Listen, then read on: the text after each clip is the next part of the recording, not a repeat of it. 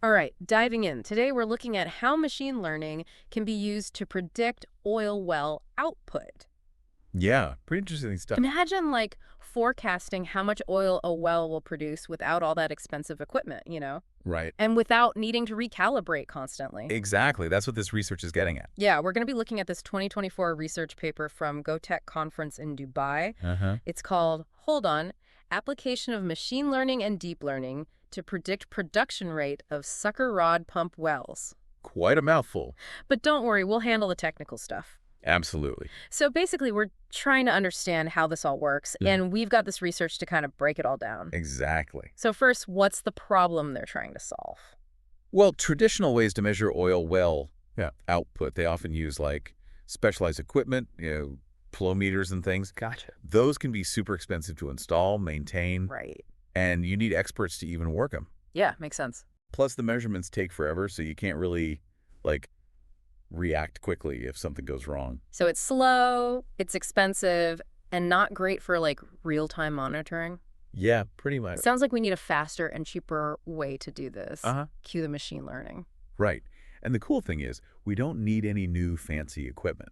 Really? Instead, we use data that's already there, like wellhead pressure, Makes sense. pump speed, Okay. even how thick the oil is. Viscosity. Yeah, viscosity, exactly. Gotcha. All that goes into the machine learning models to predict how much oil we'll get. So it's like the well is already telling you how it's doing, Yeah. and you're just using that to predict future performance. Exactly, turning that data Yeah. into predictions. Pretty cool, but how did the researchers actually do this? They got data from 598 oil wells in Egypt's western desert. Okay. Over 8,000 data points analyzed. Whoa. And these weren't just any wells. Right. They're all sorts of different types, different reservoir types, different operating conditions. Oh, wow. So it really makes their findings much more reliable. Yeah, that's a huge amount of data. It is. Sounds like they wanted to cover all their bases. Definitely. But they didn't just stop there, right? Nope. They tested a bunch of different models, Oh, wow. not just one and hope for the best. Right. They tried 9 different machine learning models to see which one predicted oil output the best. Like a machine learning competition. Exactly. A Yeah. competition to see who could predict the most accurately. Okay. 9 different models. That's really interesting. Yeah, it would. What were the top contenders? Well, 5 stood out: gradient boosting, random forest, Uh-huh. AdaBoost.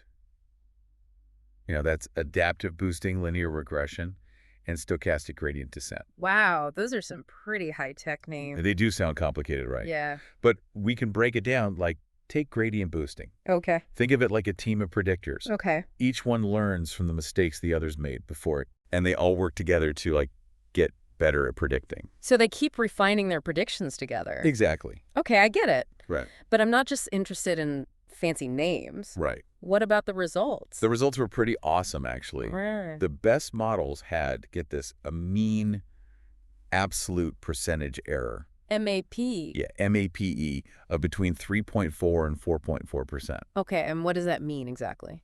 It means they could predict oil well output with less than a 4% margin of error. 4%. That's amazing. It is, right. So they're really accurate then. Super accurate. I'm starting to see why you're so excited about this. Well, hold on, it gets better. Really? They actually tested it out on a real oil well.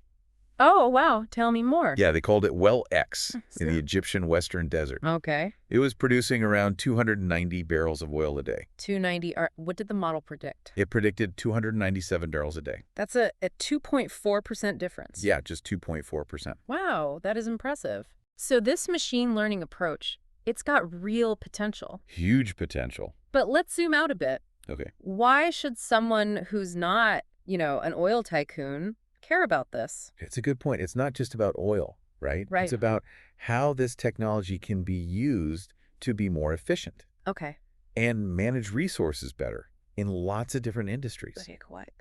Well, imagine, agriculture, Okay. using this to predict how much water crops need based on the weather and the soil. Wow. Yeah, that's a great application. Right. Especially in places where water is scarce. For sure, that could be huge for farmers. It could, totally. Or what about renewable energy? Oh, yeah, that's another great one. Could you predict how much power solar panels will make?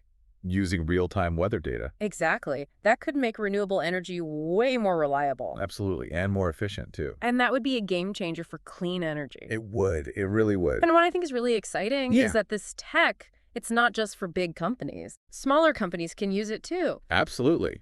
It can help them compete. Yeah, use data to level the playing field. I like that. Level the playing field. But for now, let's stick with oil and gas. Okay. What are the benefits companies can expect if they use these models? Well, the first thing is continuous monitoring. Instead of manual checks. Exactly. Those can be so time-consuming. And you can miss things. Right. But these models, they give you insights in real time. So you can catch problems faster. Yep. And potentially avoid expensive repairs, too. That's got to be valuable for any company, right? Oh, yeah, definitely. So less downtime, more oil produced. And probably fewer headaches for the people running things. Yeah, for sure. But it's not just about reacting to problems. It's about being proactive, too. Yeah, we can actually optimize production. By understanding what affects oil output. Exactly. And then we can tweak things to be more efficient. It's like having a super smart assistant who's constantly fine-tuning the well. Yeah. A super smart assistant for peak performance. Love that analogy. And of course, all this efficiency leads to cost savings. Less downtime, fewer repairs, more oil. It all adds up to a healthier bottom line. So it's a win-win for companies. Pretty much. More efficiency, lower costs. Makes sense. Yeah. Yeah, it all sounds amazing. It is really promising stuff. But are there any, downsides? Well, there are always things to consider. Sure. One of the biggest challenges is needing good quality data. That makes sense. These models, they're only as good as the data they learn from. Garbage in, garbage out, right? Exactly. So if the data is bad, the model's predictions won't be good either. So you got to make sure the data is accurate. You do. It's crucial. And you also mentioned expertise. Yeah. You need people who know machine learning For sure. and oil and gas. You need both. Absolutely. So it's not just plug and play. Nope. You need skilled people to make it work. But even with those challenges, Yeah. the benefits still seem huge. They are. It's a big step forward. This feels like a game changer. It does. It really does. Okay, so we've covered a lot. Oh, yeah. The different models, what this means for oil and gas. Uh-huh. But what's the one thing you want our listeners to take away from this first part? I'd say the most important thing to remember is this. Machine learning isn't just some idea for the future anymore. It's here now. Exactly. It's being used to solve real problems. Even in industries like oil and gas. It's not just for tech companies anymore. It's a reminder that innovation can happen anywhere. Absolutely. And that data, when you use it right, can transform entire industries. Well said. But wait, there's more. We'll be back with part 2 of this deep dive, where we'll explore some even more thought-provoking questions about this tech. Looking forward to it. You definitely won't want to miss it. So before we go any further, Yeah. I wanted to circle back to one of the models we talked about, Okay. adaptive boosting. Oh, yeah. The team of predictors. Exactly.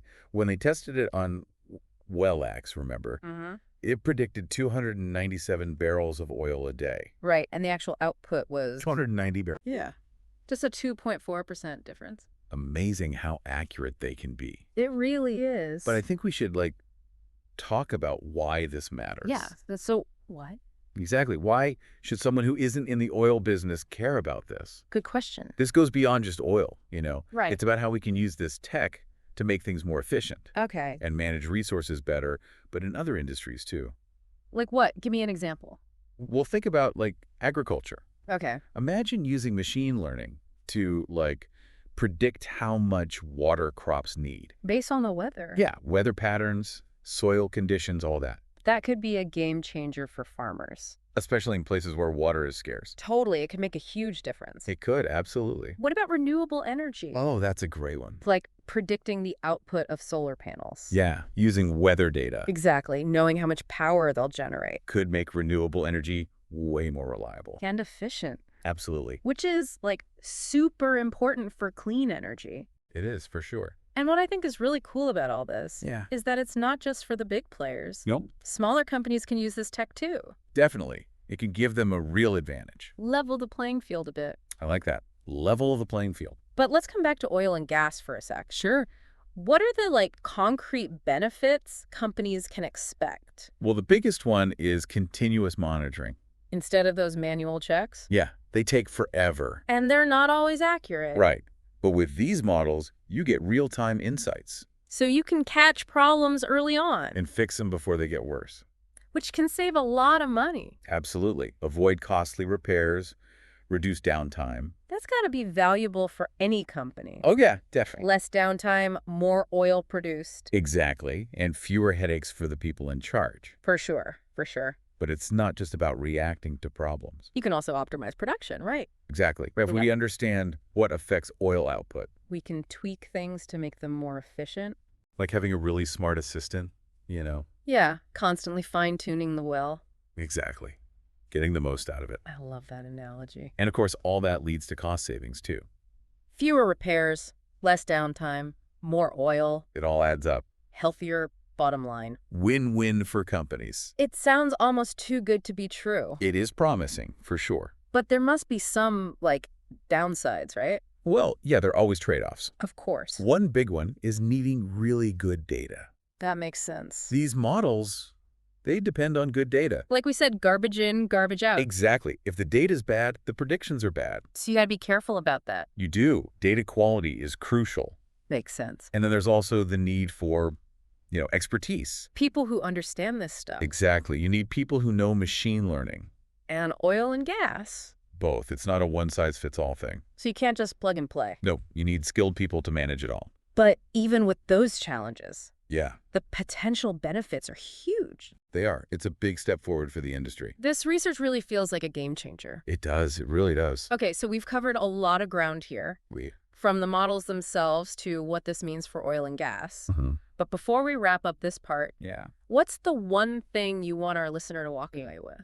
I think the main takeaway is that machine learning, it's not just a future thing anymore. It's happening now. It's here. It's being used to solve real-world problems. Even in industries like oil and gas. Absolutely. It's changing the game. It's proof that innovation can happen anywhere. Absolutely. And that data, when used right, can transform entire industries. Couldn't have said it better myself. Well, there's still more to come.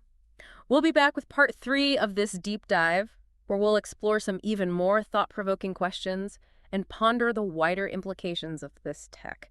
Should be interesting. Stay tuned. Okay, so we've talked about the benefits, but what are the practical steps companies need to take to actually implement this? Yeah, good question. You mentioned high-quality data in the last part. Right. What does that actually look like? Well, it starts with investing in the right tools and systems Okay. for data collection. So making sure they have the right equipment. Exactly. Sensors, equipment that captures accurate data from the wells. That makes sense. That initial investment Yeah. in a good data infrastructure, Yeah. it's essential. You got to have a solid foundation. Like building a house, you need a good blueprint. Exactly. Yeah. And once you have the data, Yeah. you got to clean it, make sure it's good. Data cleaning, huh? Yeah, you got to identify any errors. Inconsistencies. Exactly. You got to correct those. Sounds kind of tedious. It can be, but it's crucial. For the accuracy of the models, Absolutely. If you have bad data, the model won't work well. garbage in, garbage out, like you said before. Right. And it's not just a one-time thing. Got to keep checking the data. Yeah. Ongoing monitoring, maintenance, So the systems are up to date. secure, functioning properly. Prevent data loss. Exactly. It's like taking your car for regular servicing. So it keeps running smoothly. Exactly. It's an investment, but it pays off. Accurate data is key for all this. Absolutely. The foundation for everything. This has been really fascinating. It has. We've learned a lot about machine learning and oil. We have. But as we wrap up, Yeah. I'm curious about the bigger picture. Okay, what do you mean? What are some of the broader questions this technology raises? That's a good one. Like, where do we go from here? Well, one thing to think about Yeah. is that machine learning might not just optimize things. Okay. It might create entirely new processes. So not just better oil wells. Right, but like completely new ways to find and extract resources. New energy sources. Maybe, or more sustainable ways to get what we need. That's pretty mind-blowing. It is, right. It feels like we're just scratching the surface. We are. That's what makes it so exciting. All these possibilities. It's a whole new world. And it's happening now. It is. Things that seemed impossible before Are becoming reality. It's amazing how fast technology is advancing. It really is. Who knows what the future holds? Yeah, who knows? Well, on that note of boundless possibilities, Wow. we've reached the end of our deep dive. Time flies. Hope you enjoy this exploration into machine learning and oil. It did. Keep those minds curious, Always. and we'll catch you on the next deep dive.